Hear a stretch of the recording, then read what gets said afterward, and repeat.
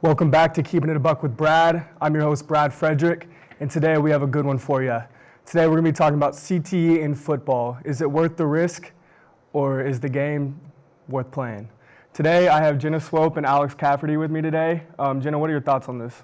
So CTE literally translates and comes out to in the acronym to chronic traumatic encephalopathy.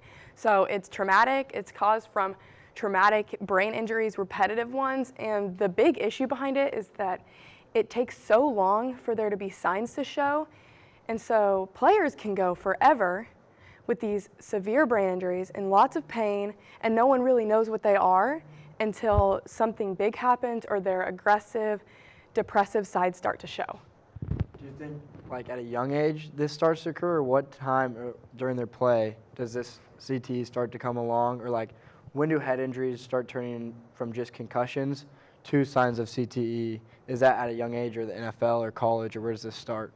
So it can definitely start at the really young levels. It's really dependent on just the amount of repetitive head injuries and the intensity of the head injuries.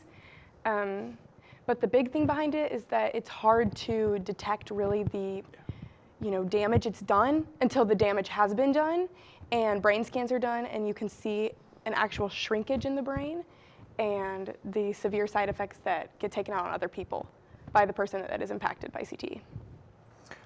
Yeah, I think CTE is a big issue in football, and it's something the NFL has been working on for years, and that's why the NFL is now getting called soft because of all their penalties and rules going against that.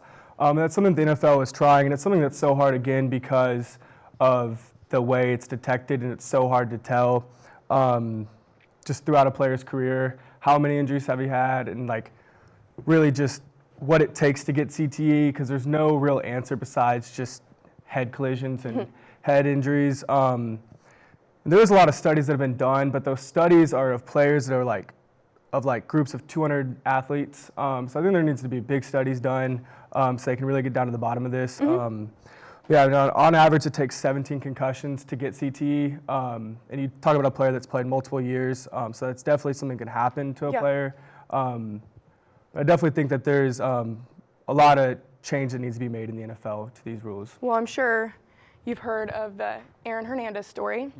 So Aaron showed those signs of CTE, aggression, depression, and a lot of impaired judgment, but the problem was that there was no way to necessarily diagnose him with this, but Aaron Hernandez ended up killing Odin Lloyd, being imprisoned for it, and then killed himself while in jail. And I just think that with those really big instances such as that, it shows the dangers that the CTE can cause, because without the concussions, without being diagnosed with CTE, without getting the side effects of aggression and depression, he wouldn't have killed someone else or himself. Yeah, there's some good points. The NFL does have a lot of room to go, but that is all the time we have for you today. Thanks for joining me on Keeping It a Buck with Brad, and also thank you for Jenna and Alex for joining me as well. This has been Keeping It a Buck with Brad, and we hope to see you guys tomorrow.